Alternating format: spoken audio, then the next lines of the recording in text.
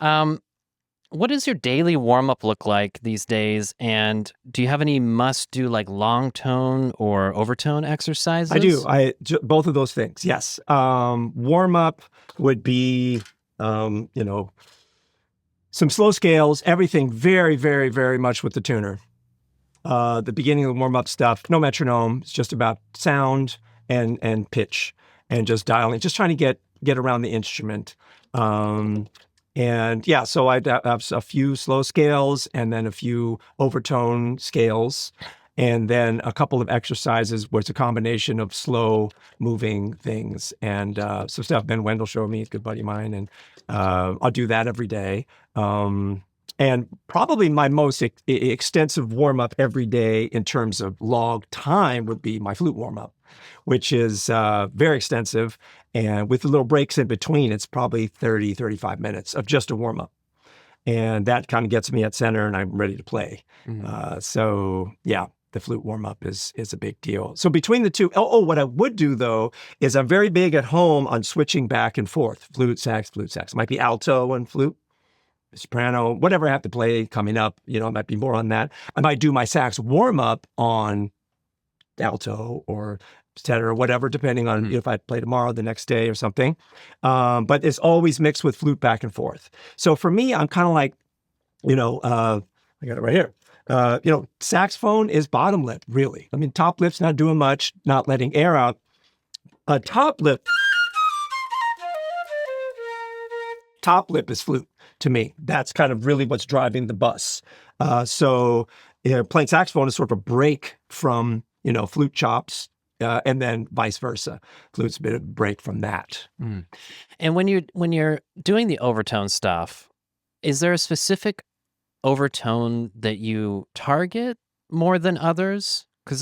Well, I know Ben probably has his whole warm up in his thing, but I mean, I'll show you one of the things would be just like starting just a scale going down.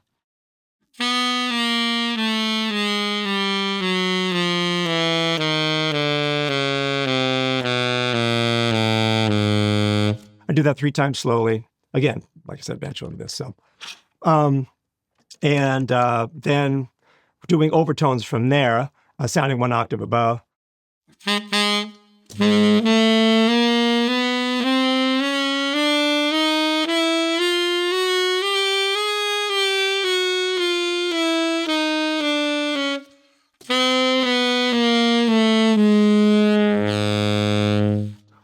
Definitely go by Ben's course. A dear friend of mine of like 25 years. Oh, Ben's amazing. He's an absolute genius. And then octave plus a fifth. No octave key.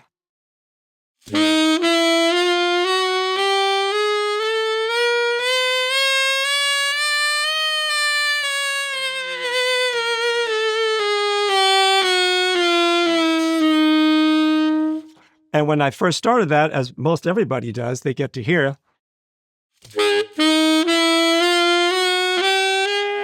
And it cracks right at E flat to play that thing. And then you get a little more adept in terms of the arc of the tongue and whatnot. And alto feels different to tenor.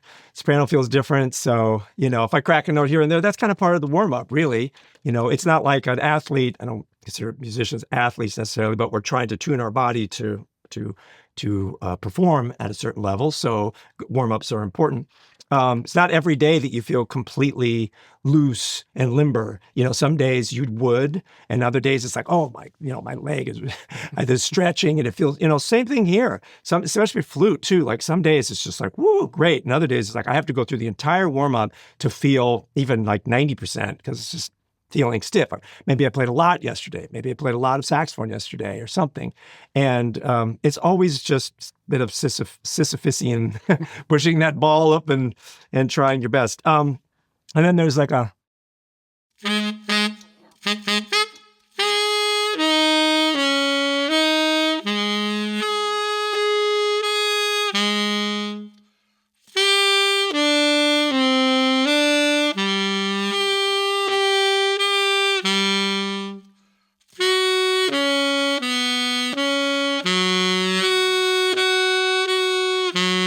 all the way down to the bottom. again, he showed me this stuff that an oboe player, I think, showed him that. And then after that, I would put it down and grab the flute and do that bit of warm up and kind of go back and forth. And then I would just try to get around the instrument, see how my reed's behaving. Again, it feels different on alto or soprano or whatever, but maybe try to play some chords.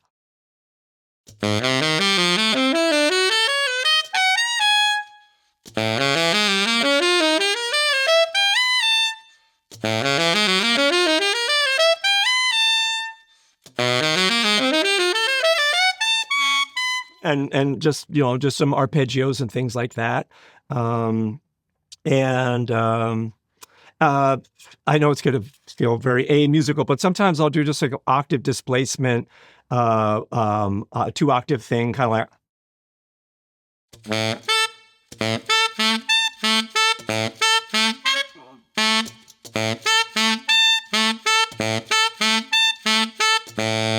Sometimes gets away from you, but that's kind of part of the warm-up thing.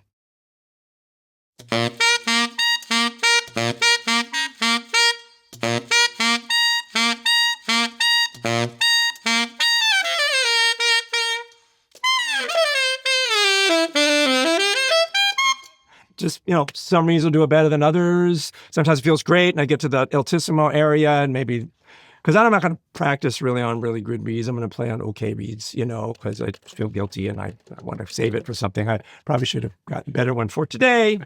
I don't like cracking notes, but that's kind of part of the warm-up thing, is doing that. Sometimes it might be.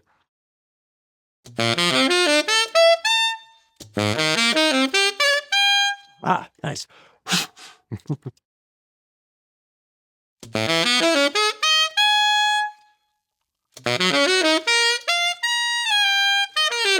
I'm kind of similar as the flute. I just try to see if I can get around the instrument and have some flexibility and stability.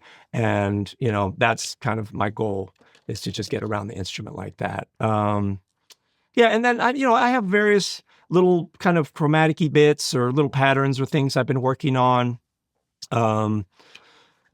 Sometimes I'll take like a little lick off of a solo and then just try to expand it.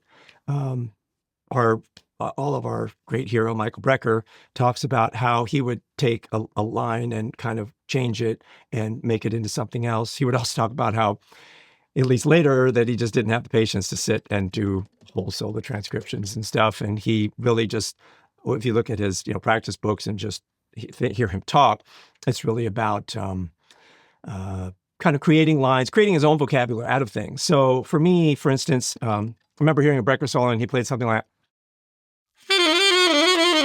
I was like, whoa, that was really cool. And I was like, whoa, that's really neat. And wanted to grab that little lick. And sometimes it's surprising how simple some of these things are,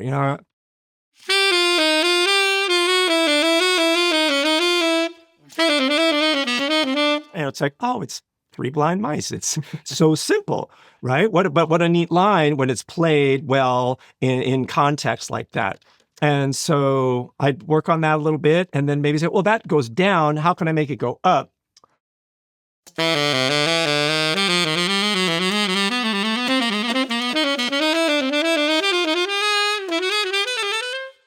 And I like the last part.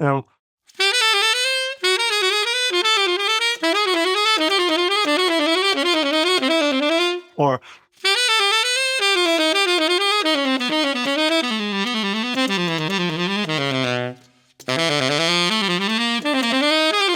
so that one line, that little germ, kind of grew into a couple of other figures. So if something's in major, maybe try it in minor or put a flat 5 on it. If I was playing something in major thirds up, maybe do it in minor thirds or something. It was that.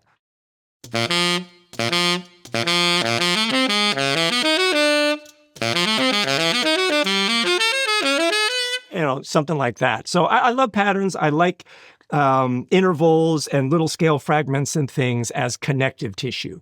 Think of them as kind of the atom of whatever it is you're playing. So if you're soloing and playing, then you stumble upon some of these things. It's almost like having a little blob of that paint on your palette. Purple. You could paint with it. You're soloing along and then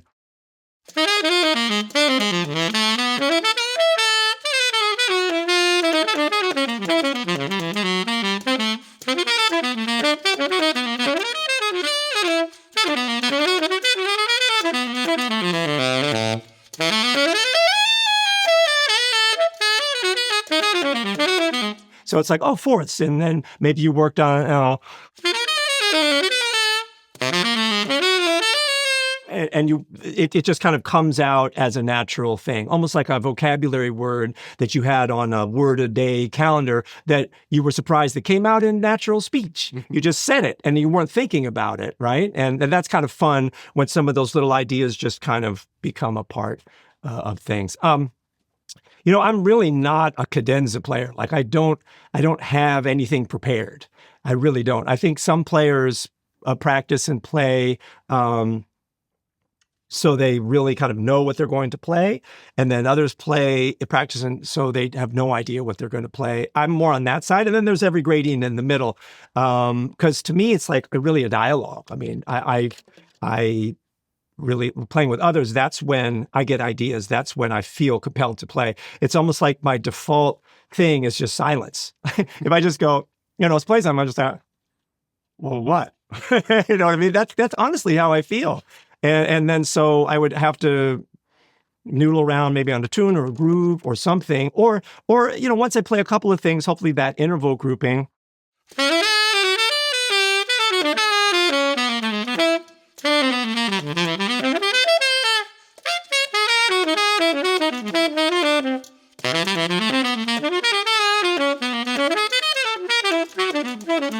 It's like, okay, well, there was some triads and stuff in there. So that becomes the little blob of paint that I'll start to paint with, and that'll give way to something else, and that'll give way to something else. But that's just kind of the result. And that's fine with me. That's just kind of, everybody's different. Everybody resonates differently. Yeah. And that's the way that's the way I hear improvisation is sort of a dialogue. It's off of what I heard. And yeah. So groove and time are a big part of that. Yeah, and I think the idea of giving yourself cues when, to spur on ideas, and that's what you're doing naturally when you find an interval. That's a great way to put it. And I find that really helps me. If I'm the same way, if somebody just says, "Okay, play," and it's like, okay. Oh, yeah. But if I think, okay, for me, sometimes I'll even think about how would somebody else play.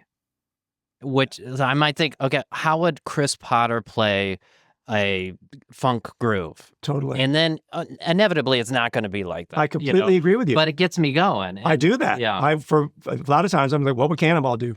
Yeah. What would Cannonball do? He'd play musically. He wouldn't play any licks. He wouldn't really repeat himself. He'd play something funky that grooves. It's everything. He's everything to me. I mean, that's like a complete musician, the absolute pinnacle of improvisation. So even just, I love that idea of what would they do? Chris Potter's the same. And, it's not about sounding like them. It's about like, how would they approach this? And that.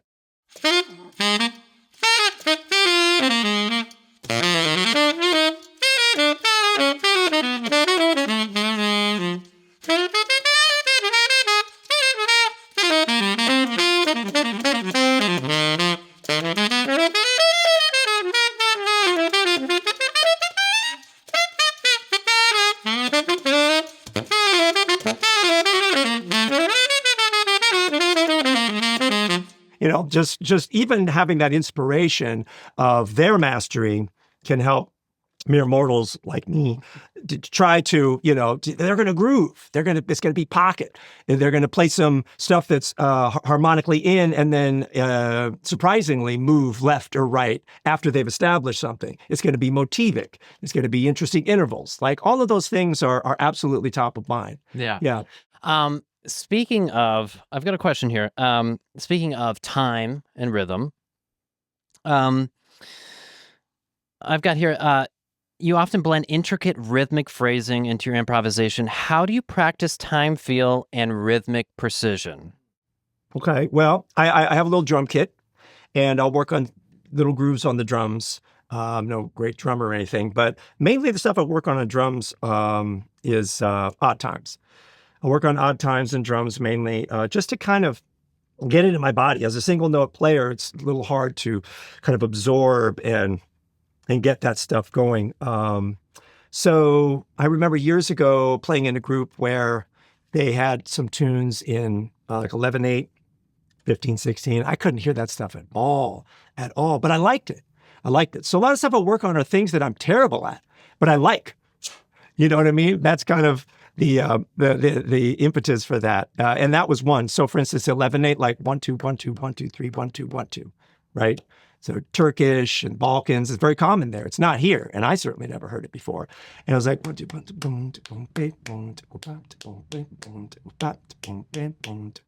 soloing over that is a whole different animal because I was pretty good in maybe 7/4, 3/4, 4/4, maybe 5 and stuff. But when you broke it into just eighth notes and you no longer had a quarter note that split in half, that was a big challenge. So I started working on that. Then 13/8, 1 2 1 2 1 2 3 1 2 1 2 1 2.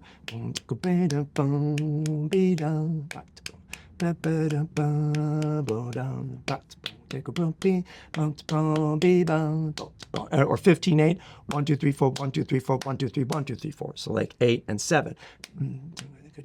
So be bum be bum boom bum be be bum be boom bum be no be boo dee dum bum. And then work it out in the drum kit. So one big deficiency, though, in my playing that I kind of really just been working on for about maybe a year or something was 9/4.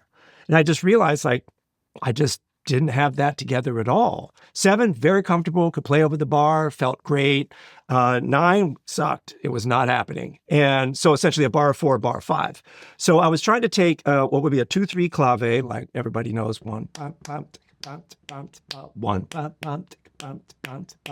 4/4, and then take that last click and move it 1 beat to the right. So 1,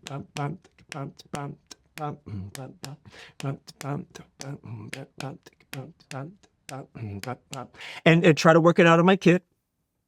Put on a click, maybe just a click every 9 beats. And if I was really feeling good, maybe every 18 beats, and just try to get a little groove going. And then maybe like conceptualize a tune, sing through a little bit. So,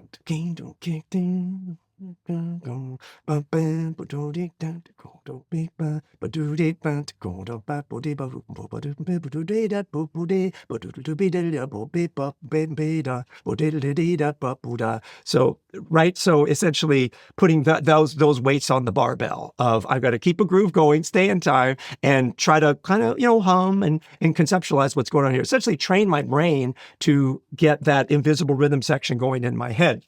And so that, like I said, this is something I would work on at home, not something I'd perform. So that's why it's a little nerve-wracking doing it here. But so like here's 9 beats. 1 2 3 4 5 6 7 8 9.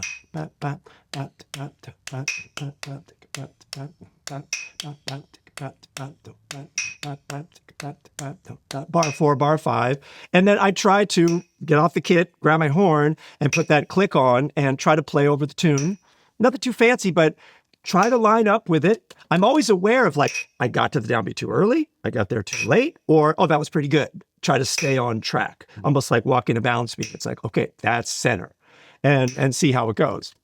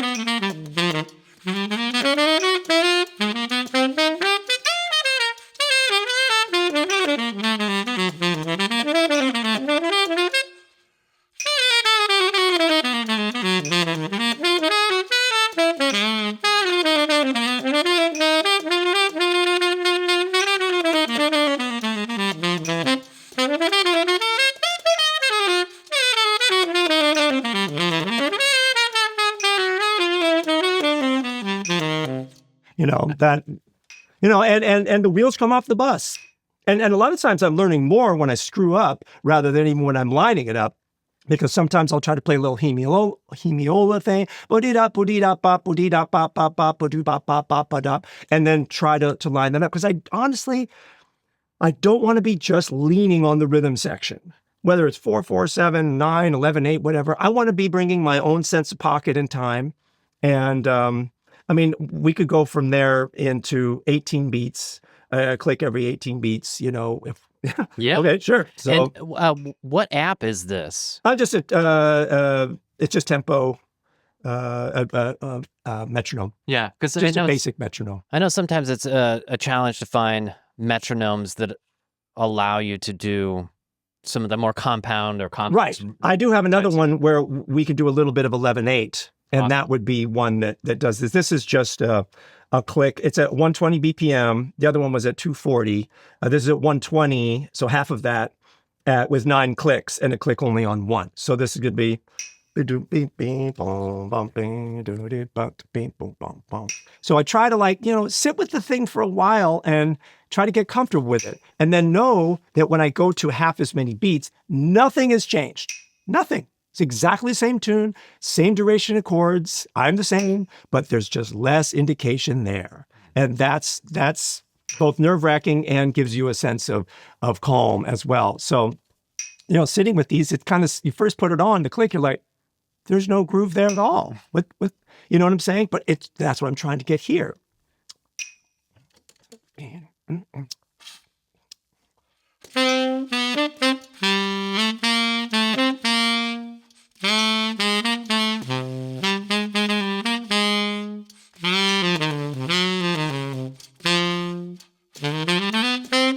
So I'm getting a little bit ahead, getting a little excited here, but let's try it again. Yeah.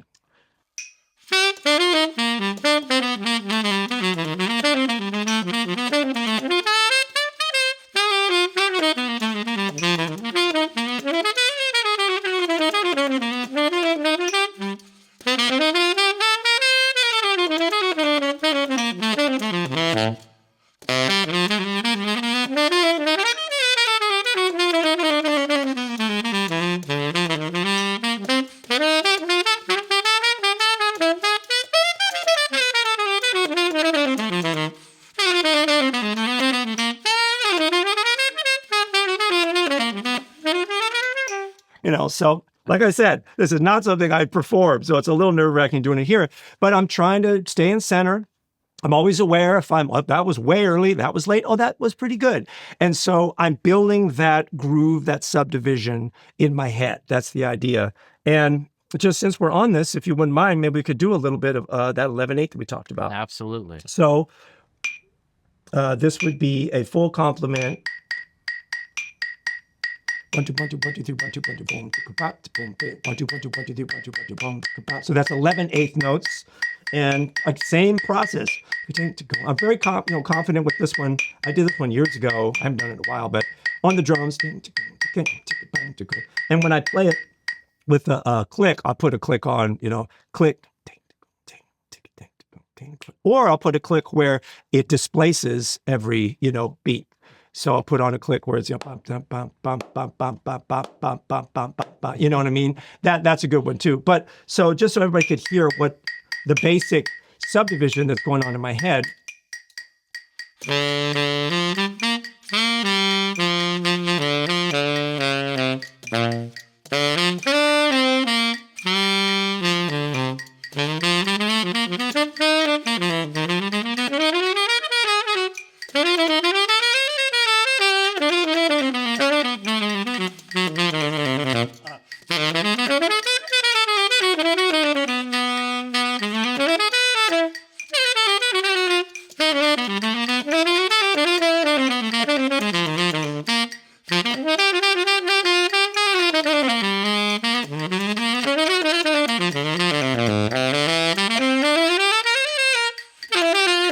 So that's with the full complement, but I'm not going to play it with that. Here's just one.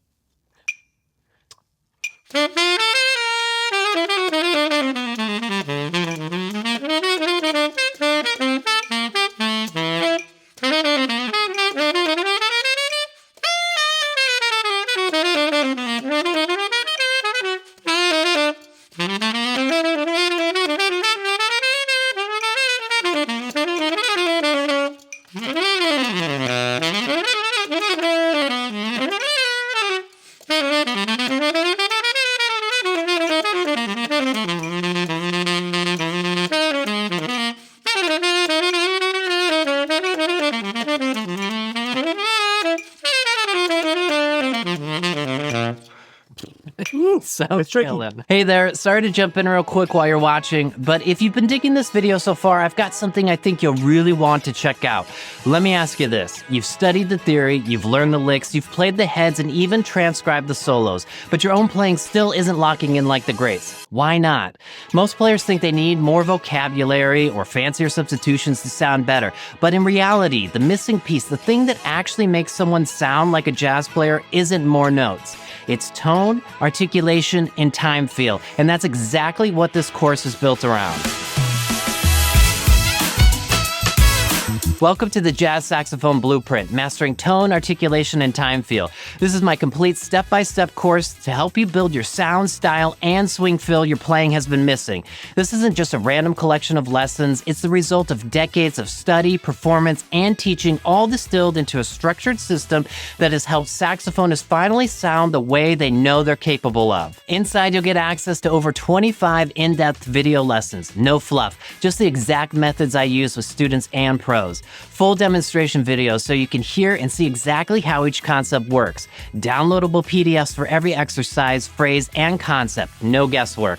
A complete course workbook that includes all exercises in one place, plus a key insights section for every lesson so you can absorb the most important takeaways and track your progress clearly. You'll learn how to develop a resonant, focused tone through overtone and tuning exercises, and how to build a swing and time feel through articulation, breath accents, pivot patterns, and blues phrasing. This course is designed to meet you where you are, and it's totally self-paced.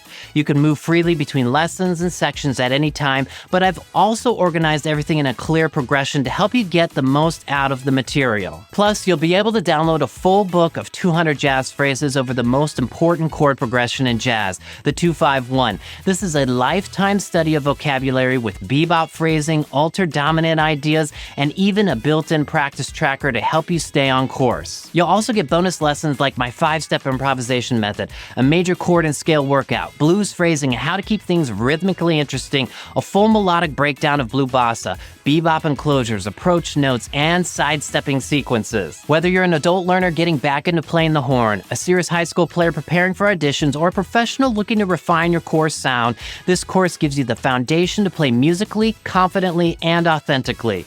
So if you're tired of guessing, if you're tired of sounding almost there, click the link and join me inside the Jazz Saxophone Blueprint. Let's make your playing feel as good as it sounds in your head. I'll see you inside the course. And then half of that. I think. Oh, half. That was a third of that. That was so. That was a quarter of that, I meant.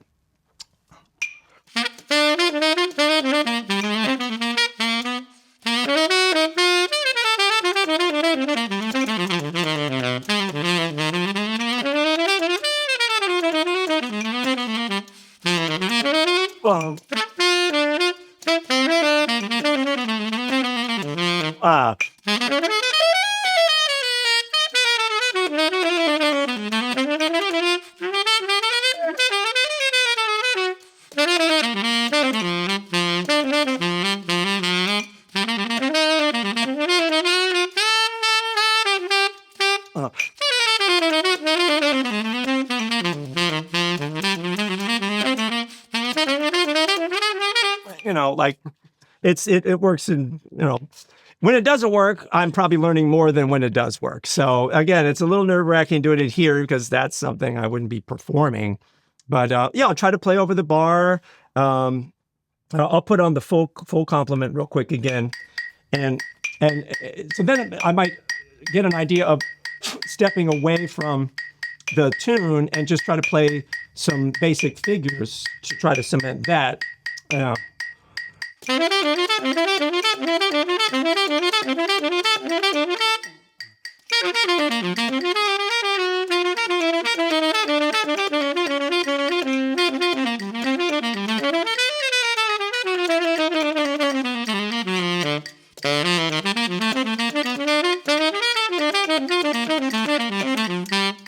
And still be able to hear where you're playing 3 over that, playing groups of 2 or 4, and then that one, yeah, it's tricky, this one, because again, it doesn't swing. It's not it's not a quarter note broken in half, whether it's 5/4, 3/4, whatever. So this is challenging stuff. So what's the point in all this? I don't get to play it very often, right? But hopefully it informs, the situations that I am in, and playing a 4/4 and stuff, and playing.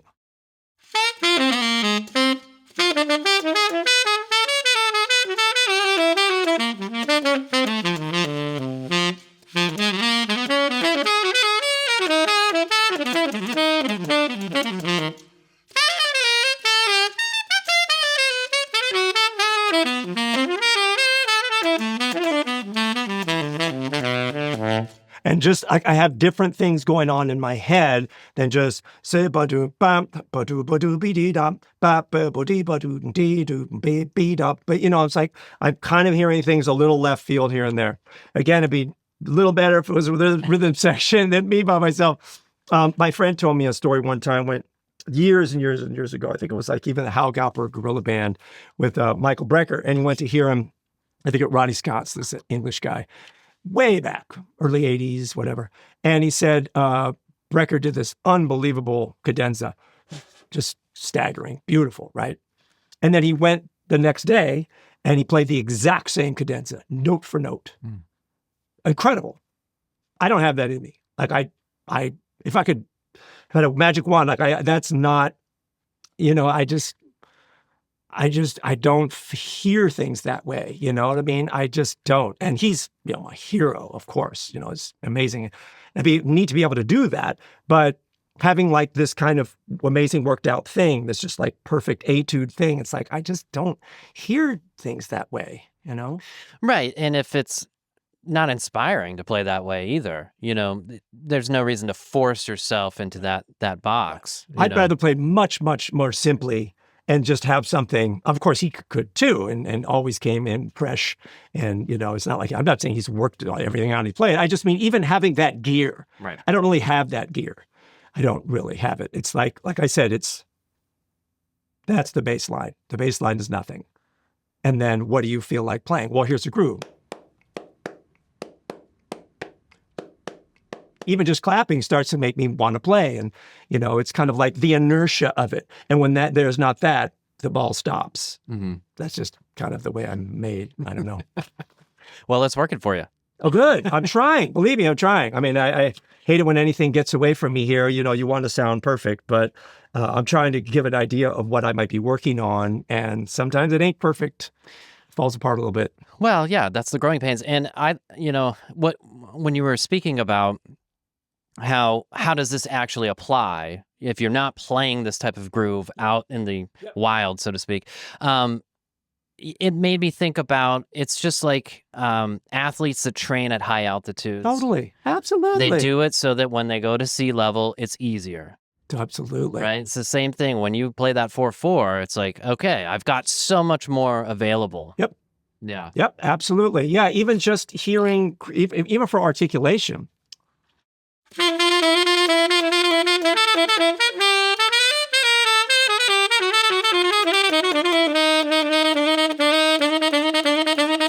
Like little groups of 2s and 3s, and having done it in there, it kind of occupies a different space than everything just. You